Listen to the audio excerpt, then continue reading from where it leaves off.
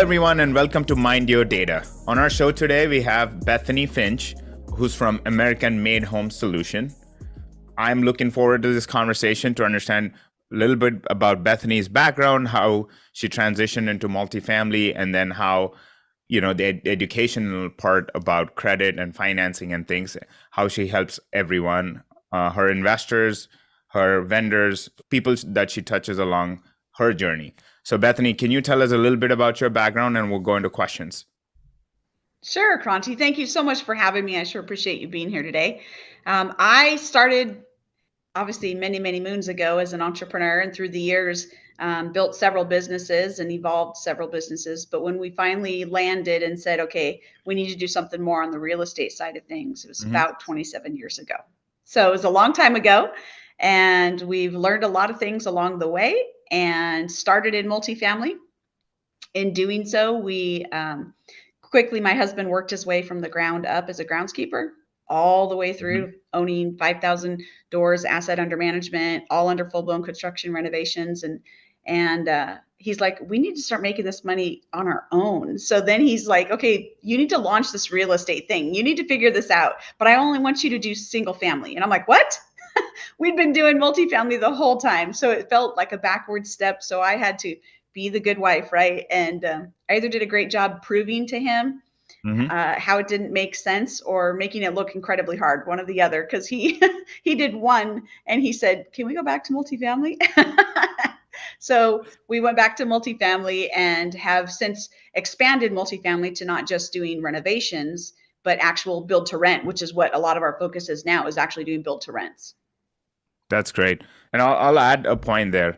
And I'll tell you from a husband perspective, he probably thought he didn't want to put you through all the stress that he went through, and maybe thought single family on the other side is going to be a lot less complex, more simpler. Hence, you don't have to work that hard. So I probably understand where he came from the decision making of, oh, let's not put her through the same ringer that I went through and not have her stress out. So probably was a lesson that he learned, and then probably you guys came back. But good for you that you came back. Obviously there's a lot of benefit to go to do multifamily over single family, and I don't want to bore listeners with all the details, but obviously from a scaling standpoint, it does not make much sense once you have this background and experience to basically go back to do single family. But tell me how the single family experience worked out. Did it work well or did it not work well? What happened there? I built our business. I'm the one that has built all of the businesses, and I built our business around sustainability. The entire premise and mission of American Made Home Solutions is to create sustainable growth in every single market that we are in. You have to do that with a holistic approach. So you can't just go in and think you're going to flip house and then move along. You need to be in that community. You need to be a part of that community. You need to expand that community.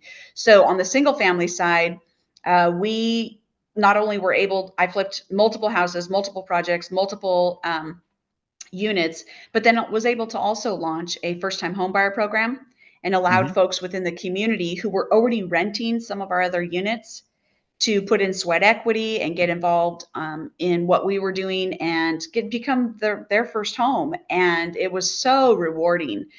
And then we also saw at that point the need for the financial literacy and credit. So many of our contractors had terrible credit because they started their business. All the debt was on their personal side and they didn't know how to get it to the business side.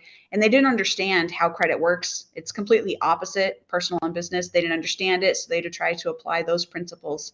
And it just doesn't work that way. So they just felt disappointed and discouraged. And so for us to be able to empower our other team members, right? We had a lot of contractors, a lot of different vendors working with us. We had a lot of agents building businesses, and to be able to empower them was very exciting. And so expanding the credit side of things was exciting. But then on the single family scale, it's so much easier to get a contractor to show up to a 20 unit than it is to get them to show up to one little house. They just aren't as big a fan, and it is definitely harder.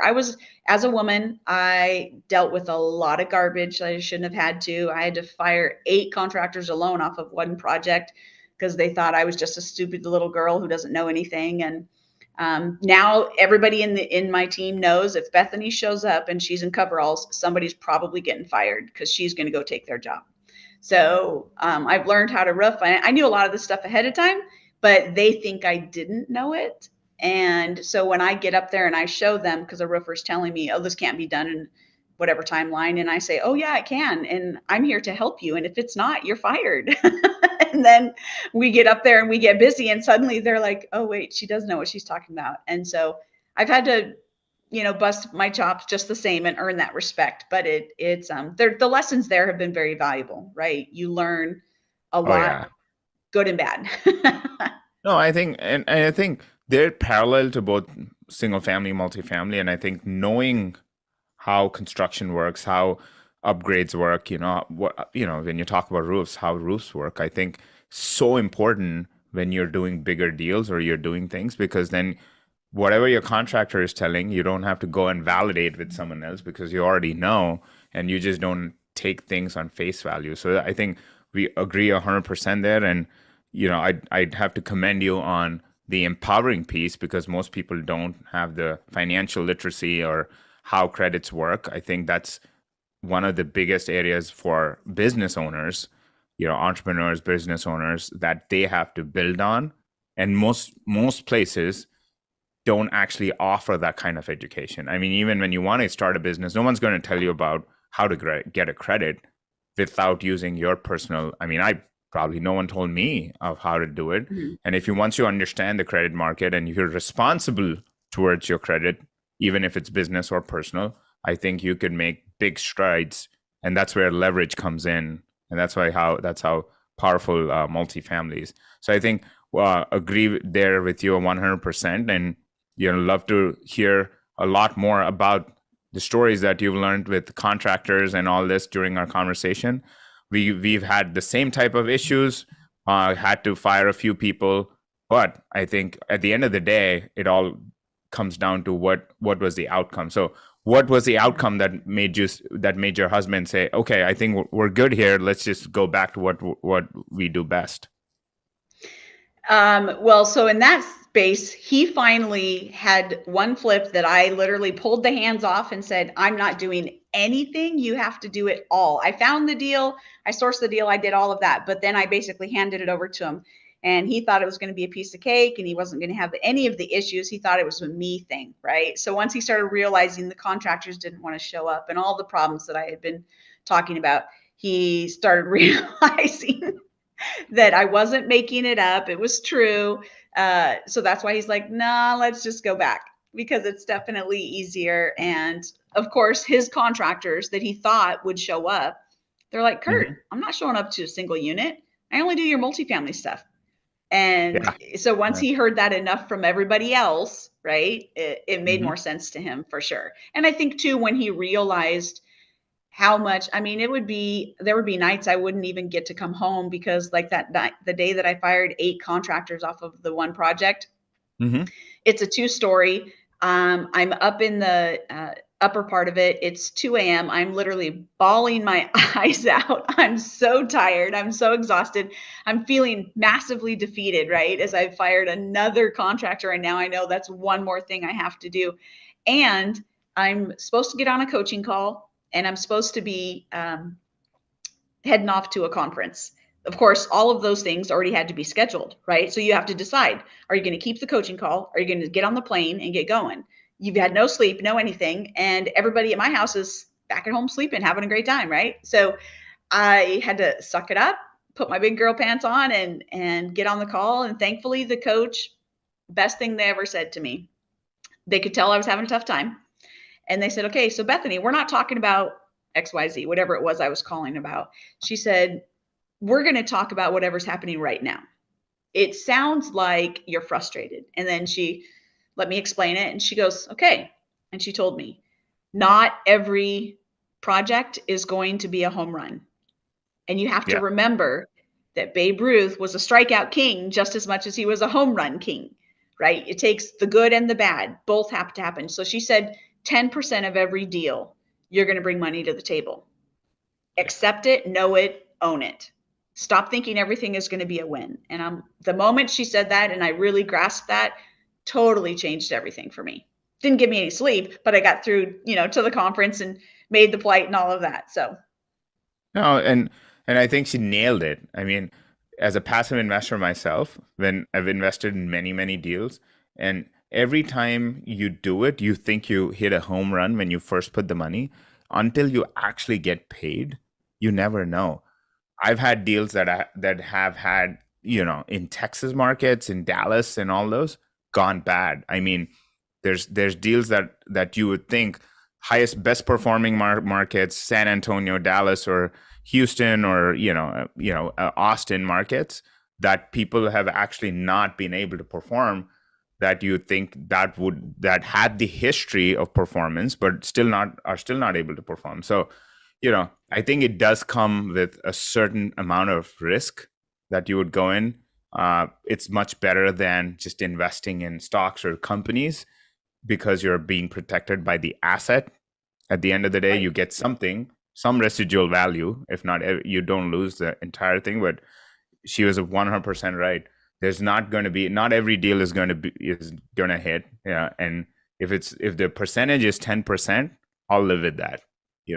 If I can get right. 90% of the wins and lose 10%, you'll just have to live with it. You're Yeah, 100% yeah. right. So tell us about what you're doing with build to rent. This is what everyone's talking about. Everyone wants to do it. There's been a lot of stories floating. I've invested personally in different funds that are build to rent funds. There's a lot of money sitting on the sideline, billions of dollars that people want to deploy into it. So tell us a little bit about what you are doing in the build to rent space. The great thing is, during 2020, my partners and I were Christians. So we sat down and we prayed through, Lord, how can we meet this workforce housing need? All of us Mm-hmm. focus on workforce housing, and workforce housing is different than affordable housing. And people don't Mm-hmm. always understand that. It's not luxury and it's not affordable. It's that median, what that average income can afford there. And so Mm-hmm. as we focused on that, we really just felt continually led to, we need to build them, because we already were seeing things turning in the market. We already see deals getting less and less and fewer and harder and harder. We already heard the whispers of the feds cracking down, changing the rates, which we knew would change everything drastically. So that's what we're seeing right now. We're seeing all that. So we saw that back in 2020, because again, all of our team has 25 plus years experience Mm-hmm. each. So we had already been through several market cycles. We knew what was coming and it's historical all the way through. So Right. when we looked at build to rent, there's many key factors that, again, because of our experience, we had to focus on. So it's not just, what market. That market, there has to be very key specific metrics in that market that you need to look at to be aware of. For instance, if they have a rent growth of 3%, oh, that's fantastic. And maybe they've been stable at that for, 10 years. That's great. But if they have a massive amount of inventory sitting in that market, the last thing you want to be doing is building in that market, because you're Right. not going to, your inventory is just going to add to the supply. There's not Yeah. as much of a demand. So you have to be paying attention to the attrition rate. You have to pay attention to the market growth. You have to pay attention to how many units are coming into the market when your project's looking to possibly end. You have to be looking at affordability, not just is the land inexpensive, but affordability. Because, for instance, the permitting process in one of my Washington markets in King County, it can take 2 years to get one permit. 2 years. In my other markets, it can take me 2 months, right? Yeah. So the speed of how quickly I can get through makes that more affordable or not affordable, because that's time. That's time I'm holding up contractors, I'm holding up, supplies, all kinds of things. So there's a lot of metrics that we're looking at in each one of those and recognizing, okay, so we have handpicked each of the markets, and we still have massive markets that we're constantly looking at and underwriting, because our goal is 10,000 doors in the next 3 years. And that's a pretty hefty goal. It won't That all is a be done pretty through hefty build to rent. goal. Yeah, it won't all In the be build to done rent through space. new. Well, yes and no. It won't all Uh-huh. be done through ground up construction. Some of it is going to be office conversion. Oh, okay. Yeah, that makes sense. Yep. There's a Right, ton right. of that Again, inventory right there's a ton of that's already there, but it's going to take time to convert it, right? now. So Mm-hmm. a little bit faster than new development, but not necessarily. It just depends on the market, right? So we're Yep. looking at working out those partnerships and everything now. So yeah, so we're always looking for funds that are wanting ready to go with a solid team that has experience. We already have our third project underway. We've got over almost 600 doors that have, like, the cities are now approaching us. Hey, will you come to this city? And lifting building moratoriums to bring us in, because DR Horton is getting such a bad name and a bad rap, which shocks me because Warren Buffett went with DR Horton. So Yep. that was quite interesting. So But it'll be everyone's going interesting to through their own see. cycle right now. All the Yep. builders, I've had friends who basically had lots that D.R. Horton took and then probably gave it back, you know, saying we're not able to, come in now with the current market situation. So there's a lot of Yeah. bad rap going around, and it's just not one company. I think across the board, bigger companies Oh are yeah. having trouble. We That's the only one that people recognize, right? Oh, you mean like Mhm. DR Horton? It's like, no, we're not like DR Horton. We don't even consider them a competitor of ours. Yeah. And in terms of what you're doing for build to rent, what sort of markets are you focused on? I heard King County. Where else are you focused on for the Oh, we're build to so rent not product? focused in King County. Absolutely not. So Okay. Washington State is not landlord friendly. The whole point of build to rent is we want to keep them long term and rent them, right? So we Right. are focused on landlord friendly states. Washington State has cracked down more and more and more and more and more, and making it almost impossible. So we are focused Mhm. on landlord friendly states. Right now, we're all along the I-10 corridor in the south. Hmm. So if you're Okay. unfamiliar with the I-10 runs literally from um, the east coast to the west coast, all the way across the south of America, of the United States. And so we're basically from Jacksonville to Houston, Texas. Got it. Okay. And And then we have some obviously other our markets in key areas like North Carolina, South Carolina, Georgia, Alabama, different places as well. the biggest challenge to build to rent that I've heard noticed in markets that were there is the cities sometimes don't like build to rent products because brings in a lot of renters, puts a lot of pressure on the infrastructure for a certain amount of time, and then once they leave, obviously that drops the need for the infrastructure. How are you overcoming that challenge? That is a very good question. I am so thankful you asked that, because one of the biggest things that, yes, you're 100% right, infrastructure, right? If we're bringing in 200 some homes to an area, we need to look at turn lanes, we need to look at fire lanes, we need to look at lights, we need to look at all of that, right? So when cities are actually coming to us, we get them on board and we become a partner with them. So a Hmm. lot of times they want to build out their infrastructure, but they've never had the need. So by us coming alongside them, we can partner, and we can also get federal grants because of that. And Hmm. we're not focused on urban areas. A development project takes, like 2 to 3 years. So Right. in that time, we know that that's about the same speed as the government works, right? So federal Hmm. grants and things like that. Yeah. So we are focused on those secondary and sometimes tertiary markets where the growth is going, so Right. that we have time to get that infrastructure in place. One of our Alabama projects, we've been going back and forth with the city and the state fire marshal about a fire truck turnaround lane and different things like this, and right of ways. And so recognizing, how we can give to them, but then how they can give back and how we can work it out. And sometimes that meant us going and finding some of the grants Hmm. and pointing that in their direction. Other Right. times it meant us doing something for them. Like one of our projects, we had to build a sewer treatment plant, and then we'll maintain it for the first 2 years. And then after that, we literally hand the keys over to the city. Right. I mean, and you probably get some grants or credits or tax credits that'll basically come in through that process, and which is probably very beneficial for anyone. Is the idea to basically kind of build these communities into, and then at some point exit this, or just keep growing? What is the vision that your firm has? So our our vision is twofold. We always want to keep everything we have, but we also know that Mhm. that doesn't always make sense. So we're cherry picking the ones that we're okay. This one we're taking the long term on. This one will probably sell, and we're cherry picking the ones that we want. If we know, and we're already in talks with several other communities around those same ones, that'll kind of influence whether or not we want to keep that project. It's obviously a lot easier when we have multiple projects within a certain span of each other. And Hmm. so, yeah, so for us, we are hand picking because the plan isn't to, I mean, you can sell as much as you want, but at the end of the day, you're always just going to be creating another job for yourself. And we are trying to create income that's residual for our investors continually. So you do that with longevity and keeping projects. So that's what we have just continued to do, as well as we also know we have multiple projects in the pipeline, so it's not hard for us to just roll those into the next deal and into the next deal, and save them so that they're not having to pay taxes and all of that as well. Right. Another question that I had, and it's related to what we do. We do value add multifamily on our end, which has actually gotten tougher with the rates, right? Mm-hmm. With where the market's gone from in the last year with interest rates.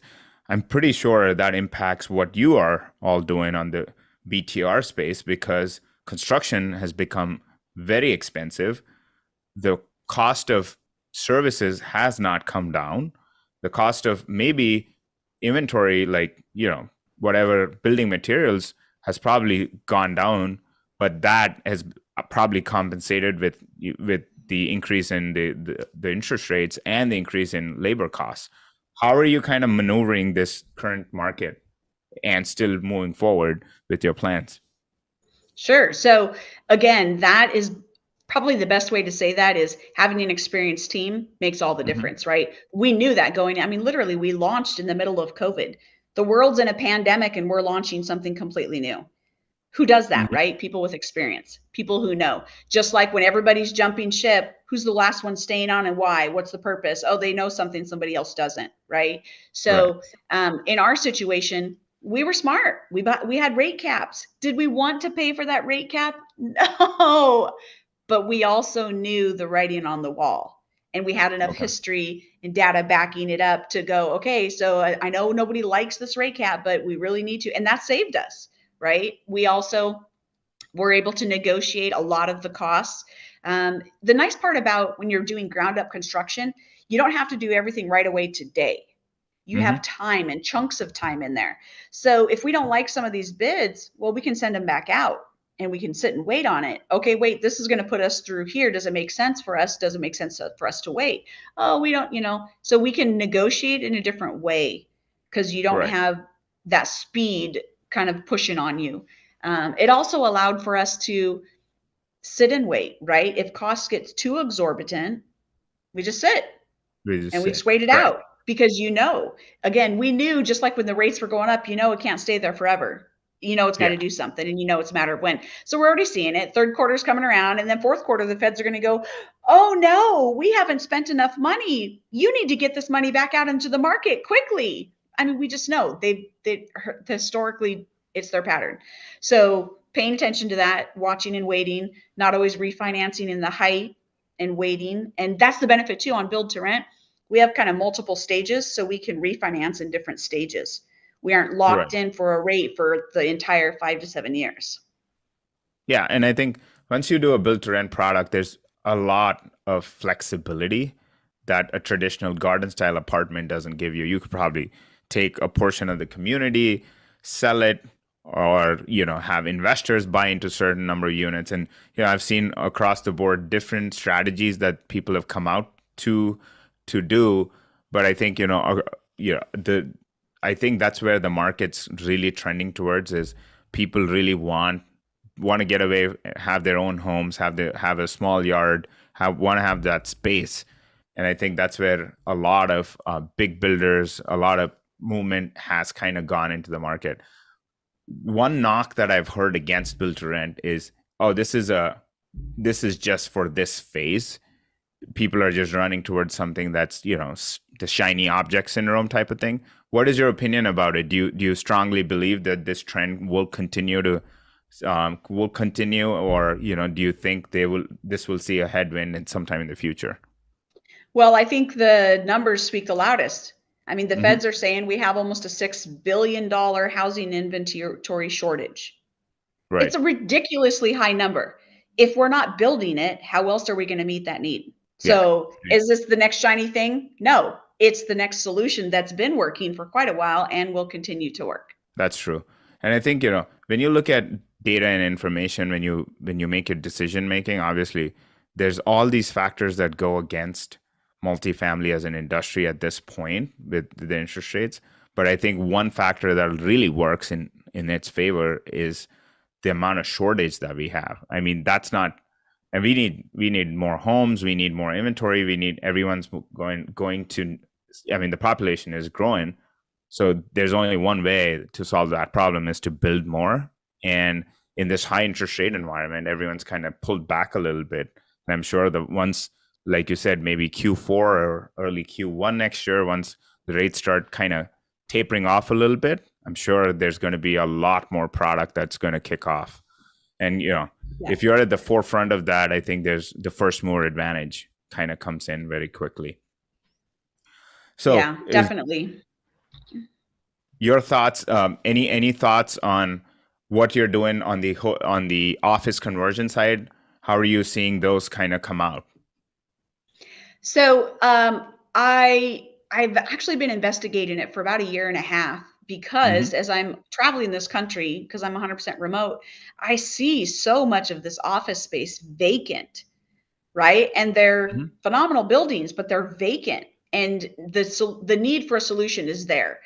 And if the feds is putting pressure on these local and county and city governments to get more housing in there, it's a way that meets that need, but also can sometimes help areas that would otherwise become very dilapidated and run down because there's vacancy, and that brings in vagrants and things like that.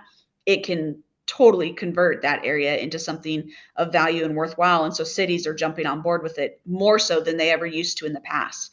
And I think the type of people that live in that, a lot of them are more of an industrial look, right? Hmm. We call it that hipster look kind of thing, and people are liking that now. I don't know that you could have pulled it off, say, even 40 years ago, but I think there's definitely a desire and a fit for that need now, and they like that. It's much more appealing. Yeah, and and there's many different designs. There's a lot of eclectic buildings that are kind of coming up, and people just fall in love with those type of different type of experience that you get at living in those places. And I think it's a matter of how you could start really seeing those conversions. We've seen a lot of hotel conversions happen over the last couple of years, and I think that's something that really will take off to solve this housing crisis. Uh, one last question on that. In terms of office, have you started, or is it at a phase that you're still investigating or looking into it? No, we're in negotiations. Okay, got it. That's helpful to know that there is a group out there that's actually really taking that seriously. And I'm sure there's going to be challenges on that front too, from cities and but cities will love it, but from internally, just the plumbing issues and what it takes to repurpose some of those infrastructure challenges that we spoke about is something that you'll Right. have to probably keep in mind. And because the our podcast is based on data and information, I wanted to touch upon when you start looking at these different avenues, how do you look at information? What sort of data that you tap into, public sources, private sources? What do you look at to make these decisions? Like, for example, the BTR concept or the office conversion concept. What kind of what sources do you go to? Well, so I think one of the biggest sources that we go to is the market first and foremost, right? So we're Mhm. looking at, simple, basic realtor.com, right? The data that's there from forever. I mean, you can go back like 50 years on that one. The not necessarily the Chamber of Commerce, but the city and local government, Mhm. looking at those permits and how many they've approved, and looking at their master plan. What's their comprehensive master plan? Looking at the state master plan, because the state master plan is always 5 years out. So we know where they're projecting their growth to. So does that Mhm. market fit in with that growth? Looking at industry. It's one thing to have, say, a new Amazon center built in that area, but we actually are looking for variety, and so we want to see more than just a new Amazon. We want to see more than just a new FedEx, right? We want to see multiple things popping up, maybe a manufacturing as well as a distribution, as well as maybe some smaller scale things coming in. If we have an industry that, honestly, some of the number one factors I always look at is McDonald's looking to go there? Is Starbucks looking to go there? Is Walmart looking to go there? If any of those three is looking to go there, they've already done way more research than most of the time I need to do. That's usually a very first indicator for me that I'm in the right place. Then I start digging into those local city and county government sites to get more of the information I need specific for us. Yeah, I think all of them are great points. And just to add to that, I think diversification of employment, right, that you just said, you never want to be in a single employer town where if that company goes bankrupt or belly up, you're basically, you're in trouble. So I think you really want to see some sort of diversification in terms of the employers, the economy, and what drives the local markets. But you're right. Anytime you see a Starbucks or a McDonald's in there, I'm sure they've done a lot more research than anyone of us could afford to do or have the resources Right. to do. So yeah, all of Absolutely. these are great points. I mean, none of these actually cost any money. Most of them are available, and using the resources that are available, especially talking to the planning departments in the city, you just get a ton of information from them. And most people don't understand. They're ready to give you the information, right? The economic Yep. development in most cities are actually really helpful in moving forward. Yeah, thank you for that. What are some key takeaways? You've been in this for a very, very long time. For a passive investor or a new syndicator, two different personas, right? What are your key takeaways to succeed, either in investing as a passively or someone who's starting in syndication? What would you tell them based on your experience? Sure. So like I created a book that's just for passive investors, 16 questions you need to be asking, right? No matter Hmm. who it is, ask these questions. It's so important because it tells a lot. And then I say why you want to ask that question. What does that information reveal to you? And too many times we're not educated on how to pick a good investment. We think it's always about the bottom line, but just like you talked about, sometimes they're not a home run, and sometimes that could be based on the operator. So Right, taking the time to ask those extremely important questions as a passive investor and getting that information, it's worth its weight in gold, right? Anybody can be charming and this and that, but that doesn't mean that they'll have the grit to persevere. Because just like, and even on the syndication side, the big key takeaway there for don't just partner with anybody. That is the one and most important thing that we have learned through all the years. When you're partnering with somebody in multifamily, you're basically married to them for five to right, 7 years. So think of it. Did you just jump right in and marry your spouse on the first day? No, you took time to court them and get to know them and ask questions. And just like in marriages, stress and finance, the number one and number two things that cause divorce. That's also the same things that can cause business breakups. So if right, you know, I'll sometimes pick a fight with potential partners just to see how they respond to the stress and see how they handle it, or dive into a little bit deeper with their finances and ask, because we may not know that how desperate one particular person is, and their desperation could cause issues in a partnership. So taking the time to pick your partners slowly is very, very valuable. And on the passive income side, just recognizing the value in asking more questions than just one or two, and getting that information is will always be the saving grace. Because at the end of the day, even if a deal it doesn't make the numbers that you originally thought it would, you still got depreciation all that time. You still gained experience. You still learned from it. There's other things that came along, even if you didn't get a 24% return, but like you said, you got a 10% return. It's a base hit, right? It still gets yeah. gets the process moving and gets things going, and all the takeaways you get from that, you'll transition to the next one, and it'll just get better and better. No, and both of those are so important, especially if you're a passive investor and you're looking to work with people. It's very important to really vet them, ask the right questions. It doesn't matter what their historical performance is.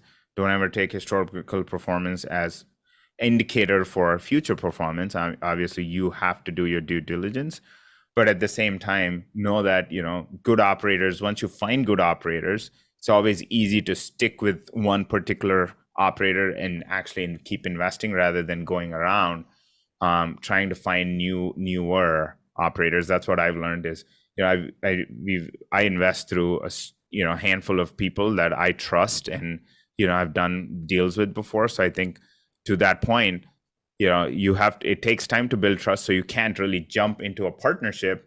And the worst thing you could do in a syndicated partnership is it really doesn't help your investors. You actually start losing investors once you start losing partners. The firm looks shaky on the outside.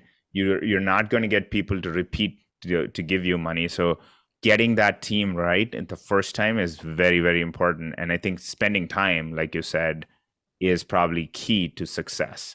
And people react different when they're stressed to when everything is going well, right? You really want to Yes. understand that piece. That's such an important thing. Now And there's going jumping to be into stress, right? It's not going to, there, it's not going to not happen. There will be stress. It's not all sunshine and rainbows.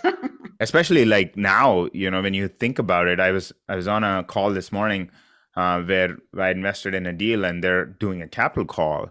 I really wanted to understand what was going on, because why are they doing a capital call, which is never a good sign on a deal. But when you think about what happened over the last 2 or 3 years, most people didn't see how this forward curve would work, even with rate caps, because they probably bought rate caps, bought it for a year, didn't buy the second year, and now you're going to buy for the second year, and it's through the roof. You never planned. Your underwriting never talked about having a 300,000 rate cap hit, or like a 50% increase in insurance costs or property taxes. You were assuming everything is going to stay the same. Everything's changed in the last 2 years in terms of insurance and property taxes. How, Yeah, the as a insurance has been partner, crazy. yeah, I mean, every year it jumps up 20-25%, and there's no rhyme or reason. It's just the general market, right? There have been so many factors that have gone wrong, and we keep questioning: is there ever coming back? Say, yeah, it's on the horizon. I don't personally see how it's going to come When have back. you ever seen a company go back on its pricing? It just doesn't do Yeah, that, right? it just Once it doesn't knows do you're that. going to pay it, okay, we'll just keep it there.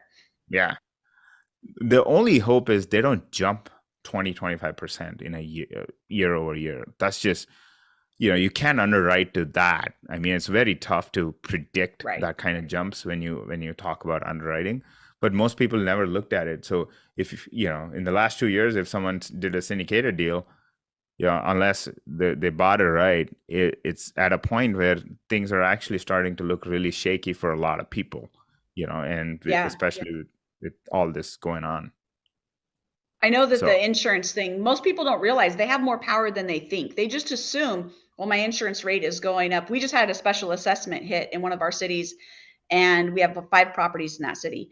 And they're like, oh, by the way, we're having a city council meeting in regards to this. And basically, they're just going to give us this massive hit on this, all of this. And I'm like, no. So I have to write a letter. I have to basically go against it, things like that. Mhm. And how many other people aren't doing that on insurance?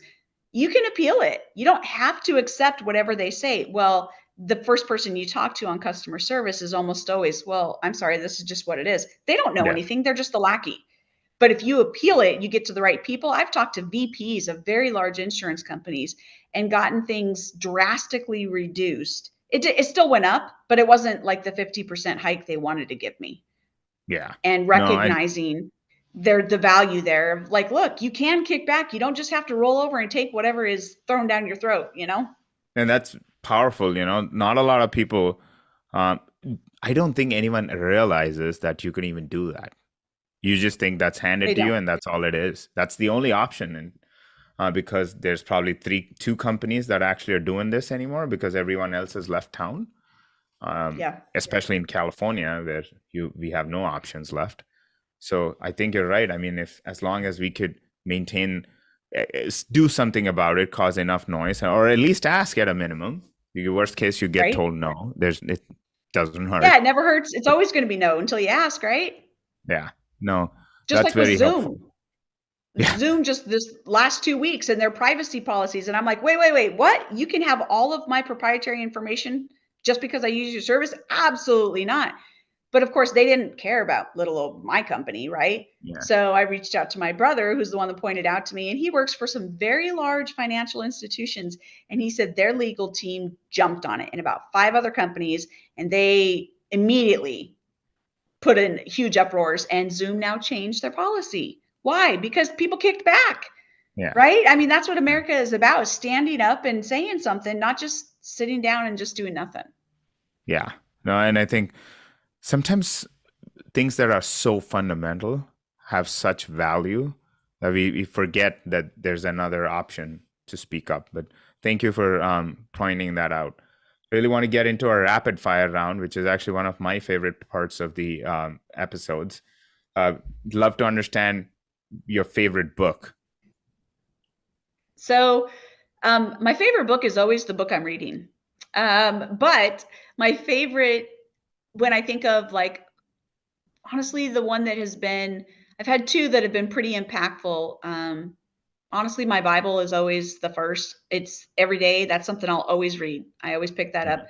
But right now, I didn't realize you don't know what you don't know. So I've been reading Becker's Millionaire Mindset, Mm-hmm. not understanding the money model and the money blueprint that I had basically impregnated on me from a child, and how that impacted everything I did later in life. And that's been hugely impactful for me right now. Never read the book, but I've heard really good things about it. I probably Yeah. have to Oh, look it's into so it. worth it. Yeah. Yeah, I've read a similar book. It's called The Psychology of Money, which was very impactful for me too. And it really started. Got my wheels spinning in the right direction after that one. But thank you. I Yeah. think that's great for all our listeners. Is there a favorite ritual that you follow? Literally starting my day out each morning with prayer and Bible reading to kind of recenter and refocus. It's easy for us as business owners to just jump in and start our day and just start knocking things off our list. But what I Mhm. have found is that life is going to always come at you all day long. So if I don't prioritize the things I want to see done that day and focus on what matters most to me, oftentimes I'm always kind of behind the gun, always just kind of feeling like I'm chasing life instead of me running the race and leading it. I think that's so powerful because that's the first thing you do when you wake up. And I think that puts your mindset in a spot that you could actually start. You're a lot more, I should say, empathetic to a lot of different things.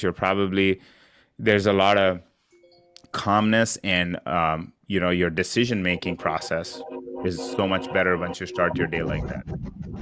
Is there a Yes, particular absolutely. favorite is there a particular favorite key indicator that you follow, either in the markets or some particular thing that you keep an eye out on? It's kind of a unique thing, but literacy rate. Yeah, that's interesting. It is. It is. One of our Arkansas markets actually has a 97% literacy rate. That's Wow. unheard of. I was Yeah. absolutely shocked. So I'm like, what's so unique about this place? Why is it so high of a rate? And then when you start diving into that community, it's like, Mhm. okay. So people aren't moving away from the community. It's steadily growing, even though jobs aren't necessarily going. It's like, okay, so there's truth to that, right? Educating its citizens makes a huge difference on that community. And so I believe it or not, I do look at that. I don't want to be going into an area that we can't feel like we can make a difference. I want to continue to grow on what a city or a community has already established as important. That is super helpful. I think we've had this question asked many times, and I think this is the first time that anyone has ever said that answer, literacy rate, which is, I think you're right. I mean, just no one thought about it, but it's such an important metric that, that'll give you the impact that you can have on a particular community and based on what your actions you're doing. So thank you. Yeah. That's super helpful. What inspires you on a daily basis?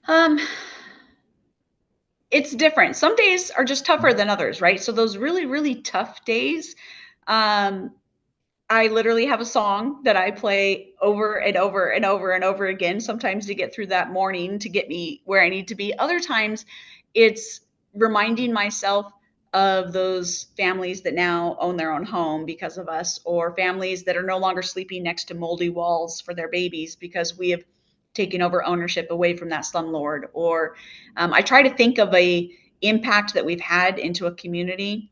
And so those days when I'm having the tough day, it's hard to get motivated and get going. I remind myself, this is why we do this. This is why I'm getting up. This is why I'm working even when I'm tired. And I think about the impact and opportunities that we have. Thank you. I think that's very, very powerful in terms of, that not everything we do is about making money, you know, and there's only so much that satisfaction that you can get when you actually, have a good exit or make some money. But I think what keeps you going on a daily basis are things that are not related to money, that actually you're making a difference in others' lives. And I think that's what's very, very powerful. Your favorite online tool? My favorite online tool. Well, if anybody asks, the answer is usually Bethany doesn't like to be online. And it's true. I have this weird electrical thing, so I try to stay off of computers and online and all that as much as Phones? possible. So let's see, my favorite online tool. A lot of people have started saying chat GPT, but if you're not going to be I online as don't, much. I don't honestly. Chat GPT makes me nervous. I've tried it a couple times. It makes me nervous. I'm a little concerned it's going to take the place of jobs for people, and that kind of thing. So for me, I would probably say, honestly, my CRM, probably because it keeps me, it's better than the old days of a Rolodex, right? It reminds me to do things. It reminds me to stay on task. It helps me to stay connected when I probably wouldn't. Hmm. So I would probably say probably my CRM, and how it's continuing to work and bring balance to my life. That's actually really helpful. If the only thing that you're looking at CRM, you're probably raising a lot of money and you're always in front of your investors. So you're doing a lot more deals. So, you know, there you go. And I think that's something that most people can take away. Instead of looking at Instagram, start looking at your own CRM and see how that's performing. And I think it'll make a ton of difference in your own life. Yep. Yeah. I think those were pretty much the questions from our rapid fire round. Bethany, this was really good talking to you. There were so many good things that came out of the conversation. I particularly enjoyed our conversation, and I hope our listeners enjoyed it too. I'll really look forward to having you back on our show at some point later to see how you're doing and how things are going in your businesses and the impact that you're making in others' lives. But thank you again for coming on the show. We really appreciate it. Fantastic. Well, thank you so much, Kranti. I appreciate being here. I do hope there was value there for your listeners. Yep. Thank you.